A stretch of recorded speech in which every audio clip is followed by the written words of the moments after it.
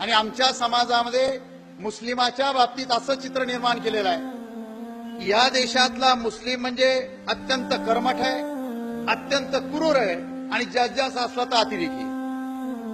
ही भूमिका आमच्या मराठ्यांच्या डोक्यामध्ये महाराष्ट्राच्या कानाकोपऱ्यामध्ये निर्माण केलेली आहे. खेड्यामध्ये प्रश्न विचारला गेला की मराठ्यांनो तुमचा नंबर 1 शत्रू कोण? आमचं मराठ्याचं पोरग उभा राहतं म्हणतं मुसलमान. त्याला जर विचारलं बाबा तुझ्या गावात मुसलमानचे घरं किती, तो म्हणतो 5 ते 6. तुझ्या गावात मुसलमानाने किती जणांवर अन्याय केला हातवरी करा, एकाचाही हातवरी होत नाही. तुझ्या गावात मुसलमानाची दादागिरी नाही, तुझ्यावर एकानाही मुसलमानाने अन्याय केला नाही, तर तुझा नंबर 1 शत्रू मुसलमान कसं काय? ते मला काय माहित, लोक म्हणतात म्हणून मी म्हणतो. नेमके चित्र उभा केले जातात की शिवाजी महाराज अफजल खानाचं पोट फाडतायत आणि खाली लिहिले असतं दहशतवाद असा संपवावा लागेल.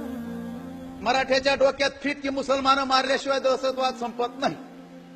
आम्ही मराठ्यांच्या पोरला समजावून सांगितलं शिवाजी महाराजांनी अफजल खानाचं पोट फाडलंय खरं आहे, पण अफजल खानाचं पोट फाडल्यानंतर त्यावेळेस कृष्णा भास्कर कुलकर्णी मारलेला तुम्हाला का कळत नाही, याच्यावर चर्चा का होत नाहीये? शिवाजी महाराज मुसलमानांचे विरोधक होते असं चित्र का निर्माण केलं? तर चारी बाजूने मुसलमान राजे होते, पण मुसलमान राजे होते याचा अर्थ शिवाजी महाराज मुसलमानांचे विरोधक होते काय? औरंगजेबाच्या सैन्यामध्ये हिंदू नव्हते काय? मिर्झा राजे काय मुसलमान होता काय?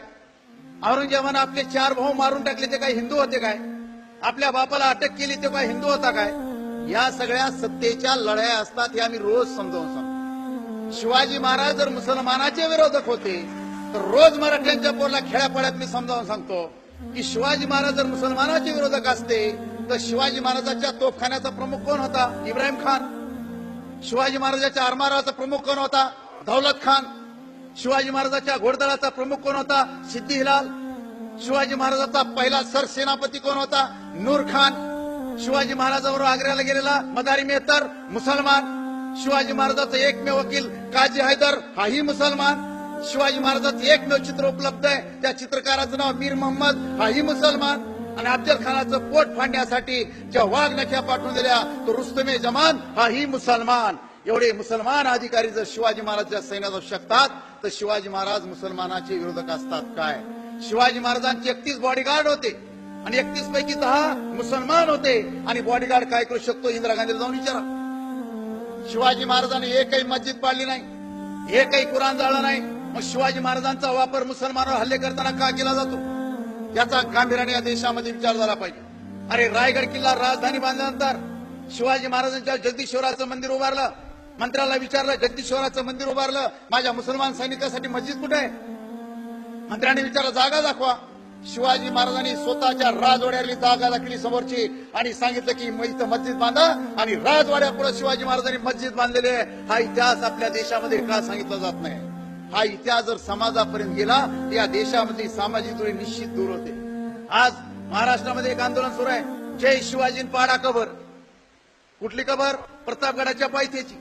आम्ही पोराला रोज सांगतो अफजल खानाची कबर पाडा, पण बांधली कुणी? अफजल खानाला मारल्यानंतर शिवाजी महाराज प्रतापगडावर गेले. जिजाऊने विचारलं अफजल खानाचं काय झालं? मासाहेब मारला गेला. त्याचं प्रेत कुठे आहे? प्रतापगडाच्या पायथ्याला पडलंय. काय म्हणले जिजाऊ मासाहेब आई त्यांच्या की शोभा अफजल खान जिवंत असेपर्यंत अफजल खानाशी वैर होतं. अफजल खान मेला, आपलं वैर संपलं आणि तुझ्या राज्यात पुण्या प्रेताला कोल्या कुत्र्यानं तोडाव तुला शोभणार नाही. अफजल खानाच्या त्या प्रेताचं इज्जतीनं दफन कर आणि तुझ्या विजयाची साक्ष म्हणून तिथं कबर बांध. शिवाजी महाराजांनी अफजल खानाचं दफन करून तिथं कबर बांधली शिवाजी महाराजांनी, आणि वापर केला जातो जय शिवाजी पाडा कबर. अरे शिवाजी महाराजांनी बांधलेली कबर शिवाजी महाराजांचं नाव घेऊन पाडलं जातं, हे अत्यंत दुर्दैव आहे. आमच्या पोराच्या डोक्यात बसलं जातं काशी न होती, मथुरा न होती, शिवाजी न होते तो सबकी सुन्नत होती. अरे काशी मथुरा शिवाजी महाराजांच्या ताब्यातच नव्हती. काशी मथुरा होती औरंगजेबाच्या ताब्यात, ती शिवाजी महाराजांना वाचवली कशी? याच्यावर विचार होत नाही. म्हणजे अशा प्रकारच्या विचारचक्र जर समाजापुढे सुरू व्हायला झालं तर 100% या देशामध्ये प्रगती होऊ शकते. आज भारतामध्ये एक चित्र उभा केलंय, मुसलमान म्हणजे अतिरेकीच. दाढी म्हणजे अतिरेकी काय? दाढी राखलेला माणूस अतिरेकीच असतो काय? मग मालेगावच्या बॉम्बस्फोटात जे पुराण पांडे सापडले हरामखोर, याला काय दाढ्या होत्या काय? त्या नांदेडमध्ये पुण्याला जे अतिरेकी सापडले साले हे काय मुसलमान होते काय? इंदिरा गांधीला कोण्या मुसलमानानं मारलं काय? महात्मा गांधीला मुसलमानानं मारलं काय? राजीव गांधीला मुसलमानानं मारलं काय? काय चाललंय काय? अरे या अतिरेक्यांना धर्म नसते आणि जातही नसते, त्यांच्या बंदुकीला कोणत्याही गोळीला रंग नसतो, मात्र त्या गोळीतून निघालेलं रक्त माणूस मरल्यानंतर फक्त लालच असतं. ही साधी गोष्ट ही समाजाला कळली पाहिजे. प्रेम करणारा सर्वसामान्य मुसलमान याचा त्या अतिरेक्याशी काय संबंध? आणि जो भारतातला मुसलमान रोज 5 वेळेस नमाज पडताना अगोदर या भारताच्या मातीवर माथा टेकतो आणि मग अल्लाचं नाव घेतो, तो मुसलमान या देशाचा गद्दार होऊ शकतो काय? हा प्रश्न आम्ही विचारला. आणि मुसलमानाच्या एवढ्या बदनाम्या करूनही आज भारतामध्ये मुसलमानाचे एवढे धंदे चालतात, त्याचं एकमेव कारण आहे, नम्रपणावर शिकावं तर फक्त मुसलमानाकडूनच शिकावा, हेही आम्ही सांगतो. आणि या देशातले मुसलमान सुखा समाधानानं या देशात जगत असतील, त्याचं एकमेव कारण आहे डॉक्टर बाबासाहेब आंबेडकरांनी दिलेली राज्यघटना.